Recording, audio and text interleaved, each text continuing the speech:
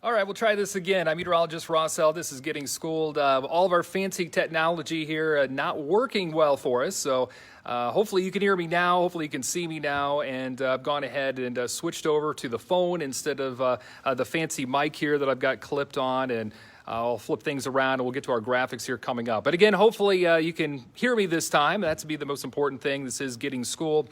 I'm going to go ahead and flip the camera around here and show you some of the graphics that we are looking at for today.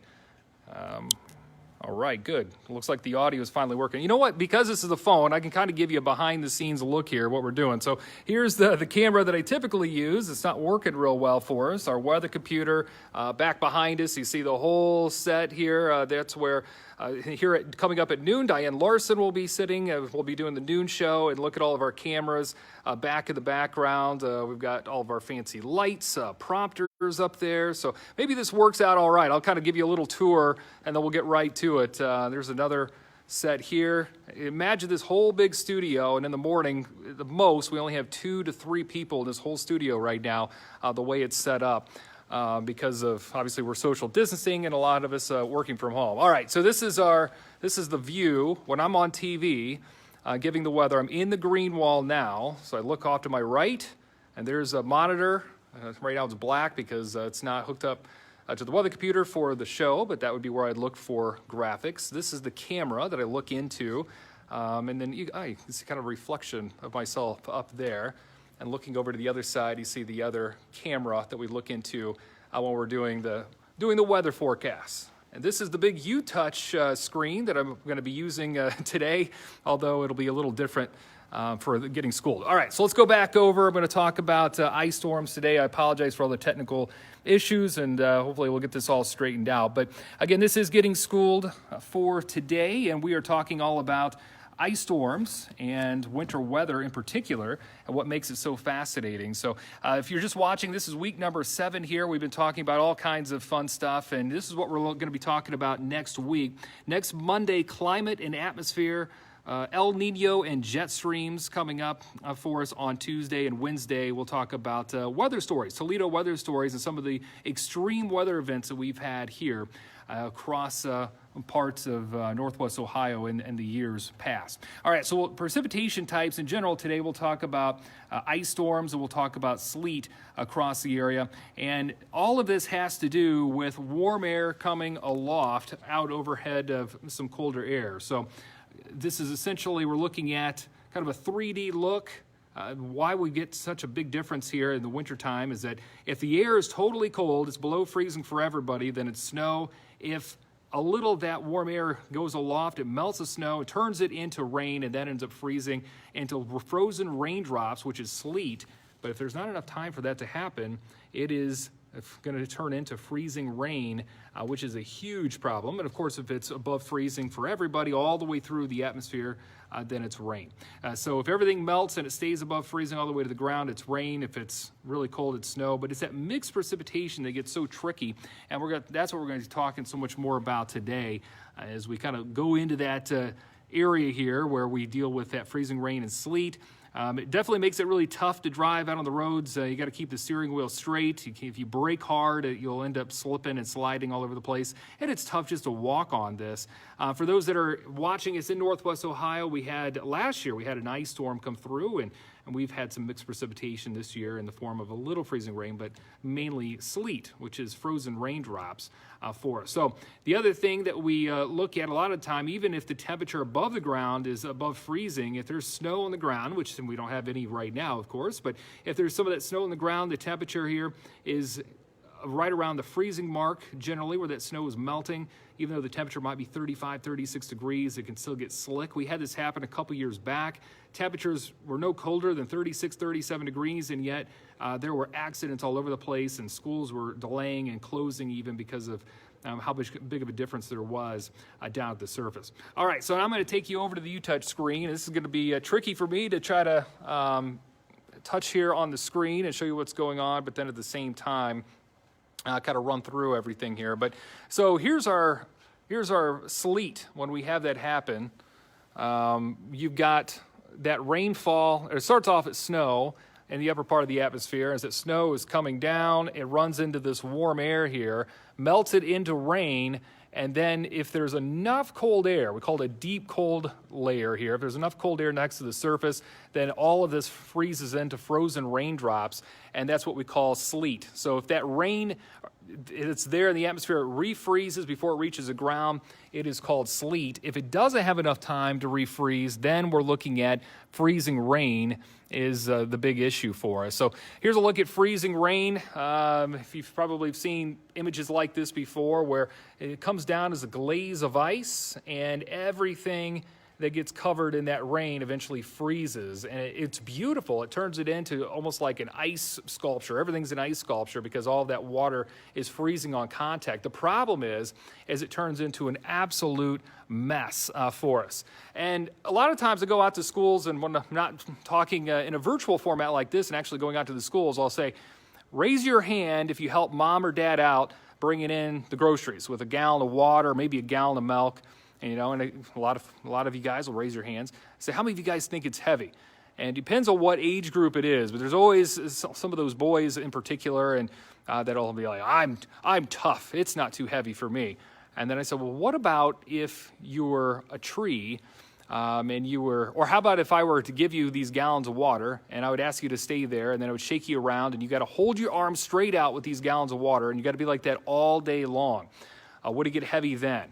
And most finally admit that after doing that for several hours, it might get a little on the heavy side. But each gallon of water weighs 8 pounds each.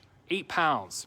These trees, when they get coated with all that rain, when they come down, they ended up having a lot more than a few gallons of water spread out over the trees. It becomes hundreds and even potentially thousands of gallons, which turns into like throwing several cars into a tree and expecting that the tree is actually going to hold that. So freezing rain accumulations, if it's light, it doesn't usually break the trees. Trace amount, just a small amount or a tenth of an inch, that leads to slick conditions when you're walking, but that's pretty much it. Quarter inch of ice, that's when we start getting snap tree branches. And that happened not this past winter, but the winter before. We had an ice storm. We had between about a quarter inch to half inch of ice. It led to some power outages, led to a lot of tree damage. You get over a half inch, and then you start running into major problems. 1 inch of ice is a considerable amount. That's when power poles snap, towers tumble, and you could be out of power for a long period of time. 2 inches of ice is absolute devastation. And I'll talk more about that and an experience that I had. So I've worked in several different TV stations, not just here in Ohio, but also I started in Indiana. I worked in West Virginia. But when I was in Arkansas, that was right there. We were in western Arkansas. We were in the middle of Tornado Alley. I did not expect that when I went down there that I would have so much active winter weather. But we did. And in 2009, we had this major ice storm that came in. It delivered 1 to 3 inches of ice, and there was no power for 1 to 3 weeks. Can you imagine? Not only are you staying at home the entire time, for kids, a lot of kids were at home a lot of that time because there was no power, but again, you're at home for a long period of time without the power to go along with it. The Weather Channel has got a ranking of ice storms, and it ranks this storm as the 3rd worst ice storm ever recorded in U.S. history.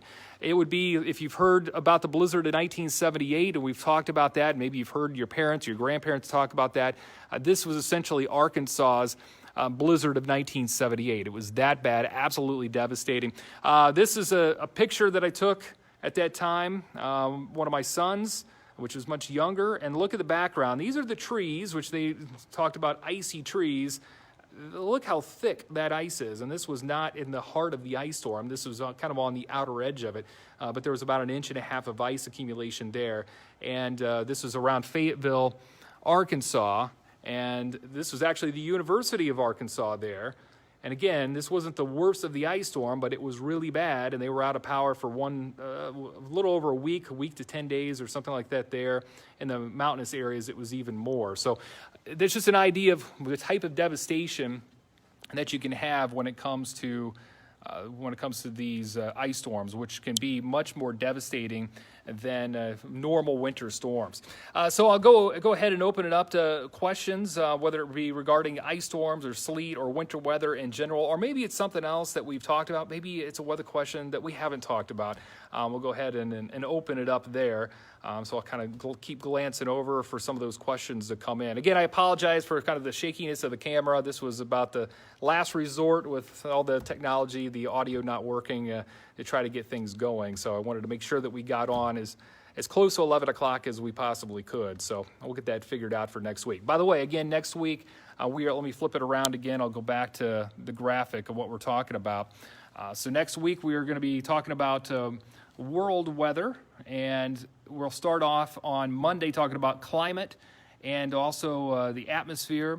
On Tuesday, it'll be El Nino and the jet stream, and then Wednesday, Toledo weather stories. And just to give you an idea of some of the stories that we'll be talking about, I've gone back and looked at our record book and some of the more extreme things that we've talked about here, storm-wise in the past. But we'll talk about the worst snowstorm that Toledo's ever had. No, it's not the blizzard of 1978. There's actually something that was heavier. It didn't have as much wind with it. We will talk about the blizzard of 1978. We'll talk about the blizzard of 1918.